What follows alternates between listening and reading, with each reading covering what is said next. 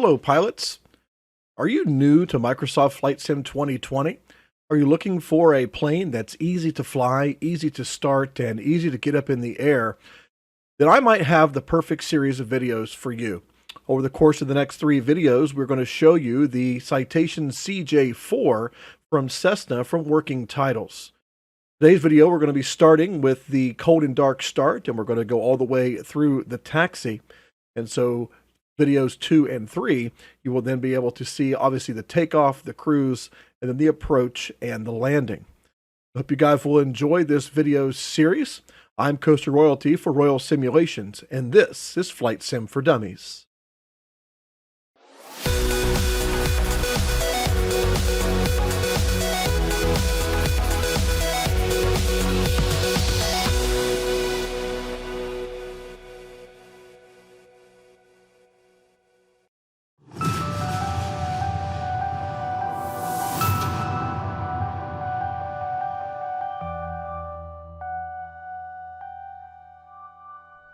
Hello pilots, and welcome back for another cold and dark start tutorial in Microsoft Flight Sim 2020.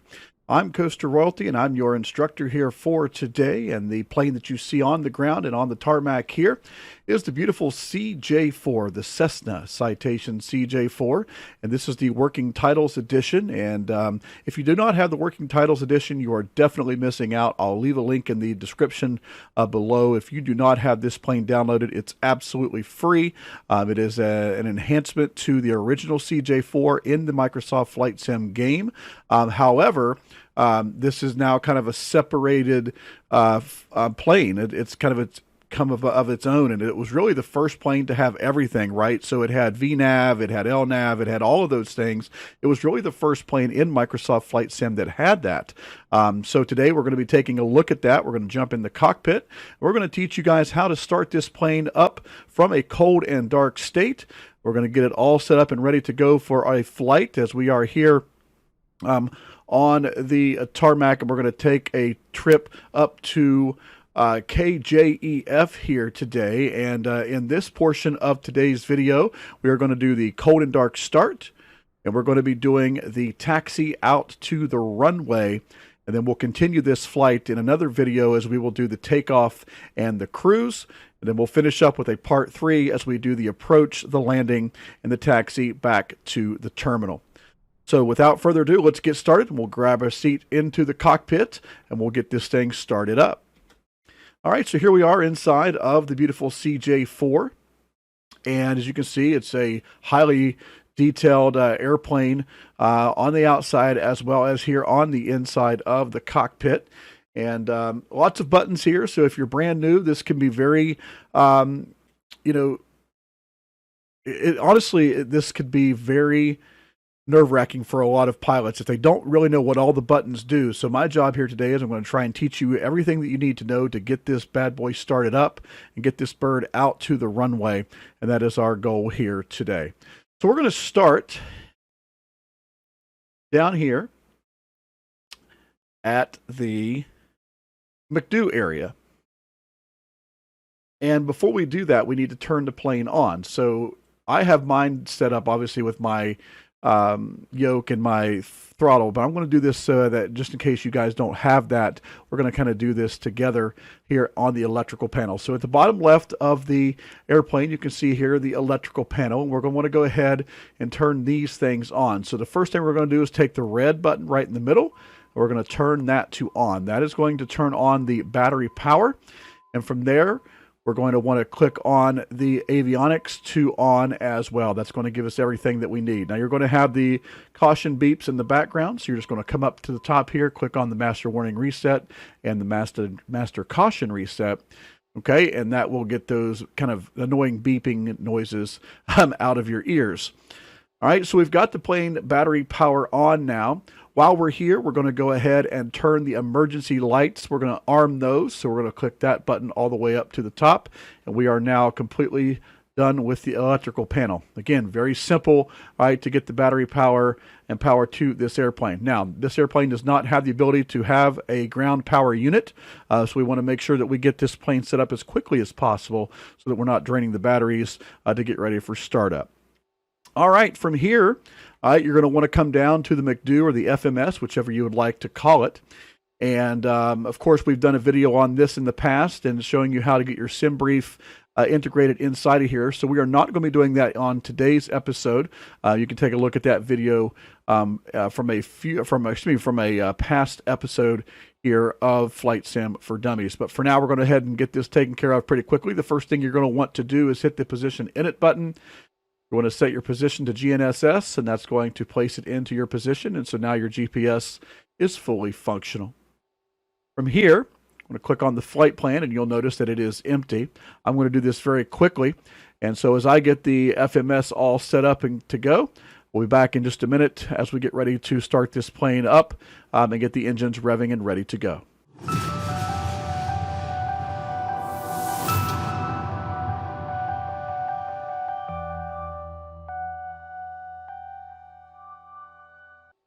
And now for part number 2, we're going to get ourselves ready for engine start. And there's a few things that we have to do before we get to the checklist pieces for engine start. And it actually begins back here at the McDo. As you can see now, we have the flight plan and things loaded into the FMS. And from here, we need to get our perf set. But before we can do that, we actually have to listen to the ATIS at the airport that we are currently at. So as of right now, we are sitting at a KSPI. And if I look at my charts, KSPI, and I need to look for the ATIS for that, it's 127.65. So that will give me the airport information and the weather and things that I need for the current airport. So to do that, we're going to click on the tune button that you see right here on the FMS.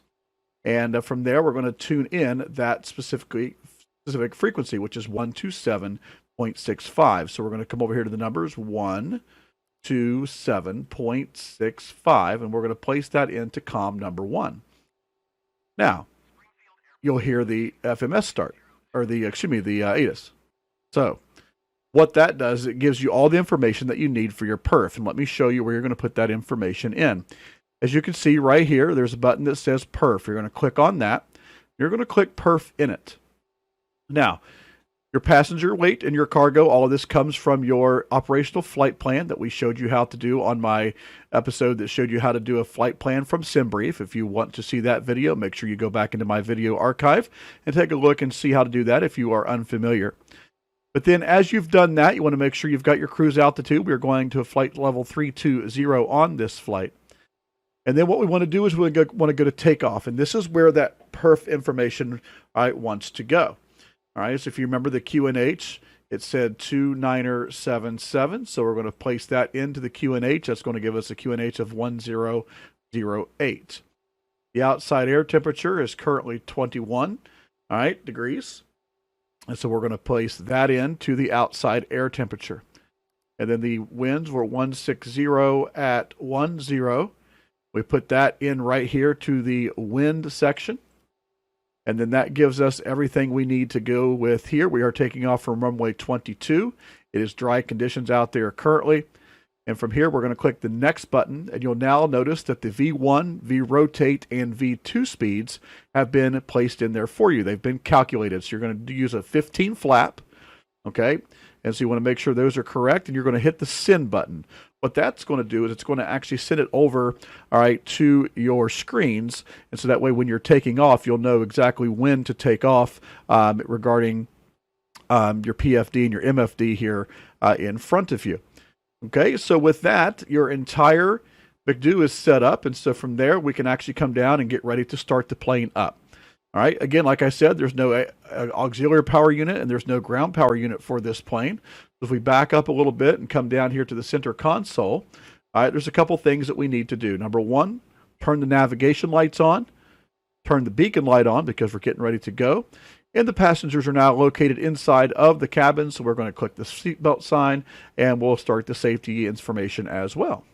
All right, down here at the bottom of the center console panel, you'll see this engine starter area. What you're going to do is you're going to click the right engine start button and the left engine start button. It is okay to start both of these at the same time. Now, that actually just is the engine starter. To present fuel to the actual aircraft, you've got to come up here to the engine run stop area. This is where you're going to run and stop the engines. They do have little protective glass cases over top of them. And so what you're going to do is open up the glass case, and then you're going to click on the right until you see the run button. And then you're going to click on the left one as well until you see it illuminated run as well. And then you can close these back up. And if we head back outside, you can hear the engines are spooling up. And we now have a good engine start. So unlike a lot of the different jets and planes that you might be used to trying to start up in this simulator, this one is very, very simple. So we'll come back up into the cockpit now with a successful engine start. And that will kind of wrap up this portion of the cold and dark start. And we'll come back with part 3 as we finish up the after start checklist and the taxi out to the runway. So we'll be back in just a minute.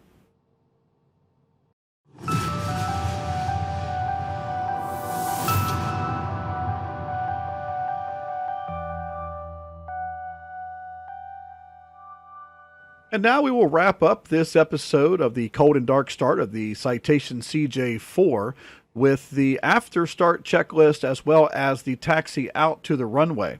But before we do that, I do want to kind of bring your attention to the center console here, or your kind of your glass shield area where you've got all of these buttons. This can be, like I said at the beginning, very nerve-wracking for a lot of beginning pilots with all these buttons and maybe not knowing exactly what they do. So just going real quick from left to right here, you've got your flight directors on buttons. So we've got one on the right and one on the left, obviously for the captain and the co-pilot or the FO. What we're going to make sure to do is we're going to click on those, and so I'll show you what that'll do in just a second. Then from the next over here, we've got VS, that's the vertical speed button. VNAV, this plane does have VNAV like I mentioned, so we'll talk about that more as we begin the descent process of our video. Here we've got the VS up and down, so this is your pitch, the up and down, the nose of the plane. You've got flight level change here, which is FLC, so you can see that. And then you've got the speed button here as well. This is what you would use if you were in flight level change to go up and down and change your speed to what you would want, depending on the pitch, and being able to keep at that speed as you go on your climb out. You've got nav, the half bank, as well right here in the middle. The nav, of course, will put you on the LNAV course. You've got heading if you're in the heading mode, and of course you've got the heading button there below. That's your dial to go obviously right or left of the heading. You've got your approach button, obviously very, very important as you're getting ready to go to an ILS or if you're going to be on an RNAV approach. You've got your back course button here as well. Here is your altitude hold button and your altitude selector dial. And then you've got the yaw damper and then the autopilot button. And so the autopilot button, very obvious, obviously very important as we get up and we're ready to put the autopilot on, and we'll show you how to do that on our climb out as well. So I wanted to make sure just to give you an idea of what these are. Obviously, we're going to take a look at all of these buttons and what they do as we are in flight, either before the flight, in the middle of our flight, or even on our approach and land. We'll show you what each one of these does here in the CJ4. All right, so from there, if we're going to come back down to the McDo, like I said, this is all ready to go now. As you guys know, we've also set up the engines. They are running and they are ready to go. But there is one other thing that we need to do, and that is up here on the MFD. And you'll notice that there is a panel below with some buttons here. What we're going to do is we're going to click on the one that says lower menu. It's right here beside this dial. We're going to click on that. And you'll notice it brings up a lower menu. What I like to do is I like to bring this down to present position. So what I will do is I'll kind of click this dial here. It's the back dial, not the little one at the top, but the one on the bottom. You're going to click that down to where it says present position, and then you're going to click on that button. You'll notice it kind of changes the map here. That's going to give us our present position, and it's going to allow us to see kind of where we're going and what the actual plan is, and making sure that we are on the correct route while we are flying in the air. So from there, you can just go ahead and click on the lower menu once again, and that goes away. And so this, of course, is your MFD area to where you can kind of take care of all of your electronics and your battery. All of the data that you need will be located on this screen. And then, of course, over here on the left screen, this is your PFD. You've got your information for your your ribbons for your speed and for your altitude. And obviously, it has a an arc area for you on the map down here as well. So we're going to get that set up here before we go. And the first thing that is very, very important is to know what altitude that you're going to be flying at. And so to do that, here in this area in the top right-hand corner, you can see there's a bunch of dashes. We want that to actually say where we're going in regards to the altitude that we're going to be going at. So if I look at my plan once again, it says that we're going to be going to 320 on the altitude. So we're going to come up here to the altitude select dial. We're going to click that all the way up to 32. Until you see 32,000 right there. The flight level 320, and now that will be where our altitude will hold at on our climb out. Obviously, too, we wanted to make sure that we get the correct barometer or barometric pressure in there. All right, so I want to make sure that our altimeter is correct. And right now it says 299.2 because that is what it is standard. And we want to make sure that we go down to what it's supposed to be, which right now looks like it's changed. And we are now at there's 29977. So you remember we put that into the McDo earlier. All right, 29977 is the way to do that. And of course, in Microsoft Flight Sim, if you don't want to come up here and do that with the barometric pressure dial, you can hit the B button on your keyboard, and it will do it for you automatically. So that is now ready to go.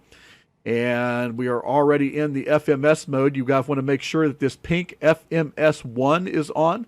That will make sure that you're in LNAV. If that says LOC or if it says VOR, you want to make sure to go up here to the top and click the nav button.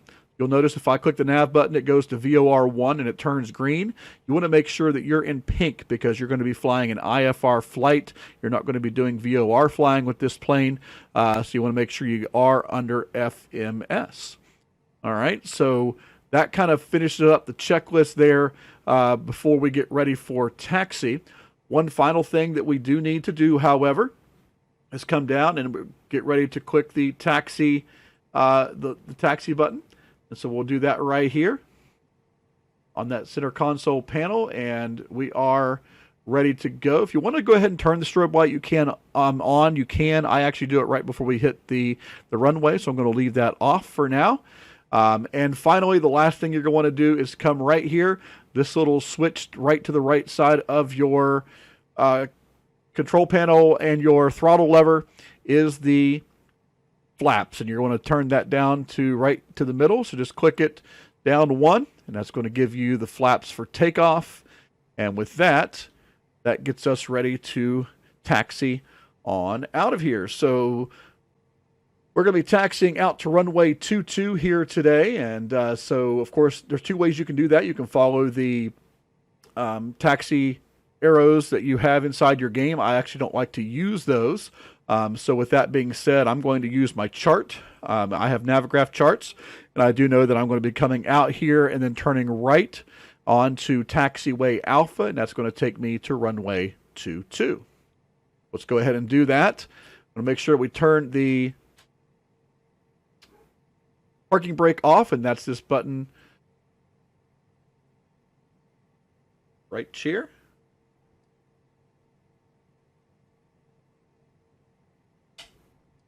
And that will turn click on that, it will turn the parking brake off. And now we can head on ourselves out. Now, I know I'm going to be running these people over, but they shouldn't be in my way in the first place. So, too bad for them. And as you guys can see, here we go, taking off. Nice and slow, steady speed. I like to try and stay around 15 to 20 knots when I'm taxiing out here in the CJ4.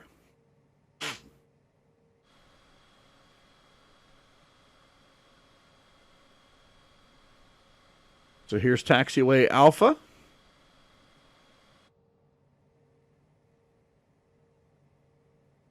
We'll follow this van out there, a van that's not supposed to be there because, you know, for those of you who fly Microsoft Flight Sim, you know there's just like random vehicles out here on the taxiways all the time. Okay, so there's a good speed, around 12 to 15 knots is what I'm doing on the ground. This is going to head us all the way out to taxiway 22. We'll head all the way out to the end. Here at Springfield, Illinois, we are at Abraham Lincoln Capital Airport, and we're going to be heading up to Jeff City here today in this short flight, and we'll continue this with video number 2 once this one is all said and done. I hope you guys enjoyed that video.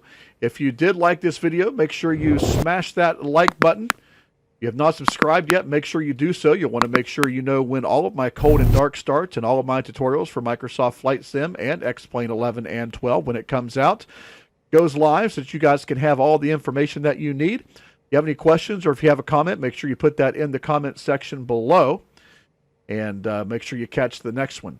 And so once again, as we come out here to the runway, you want to make sure that you always stop at the hold short lines. If you don't know what the hold short lines are, that's the checkered line that goes all the way across the taxiway that you see that we're coming up on right here.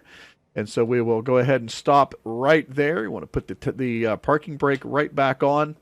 And from there, guys, you are going to be ready to take off.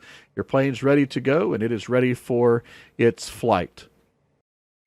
And so with that, you have now started up the CJ4. You've got it prepared, you've got it ready for takeoff, and you've taxied out to the hold short lines of the runway. Hopefully this video has been very beneficial to you.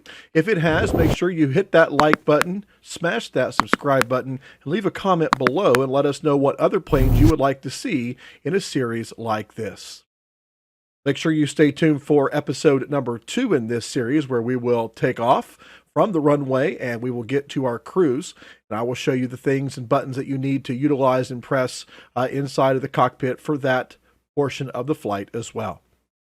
So until next time, I'm Coaster Royalty for Royal Simulations, and as always, happy skies and happy flying. This is Flight Sim for Dummies.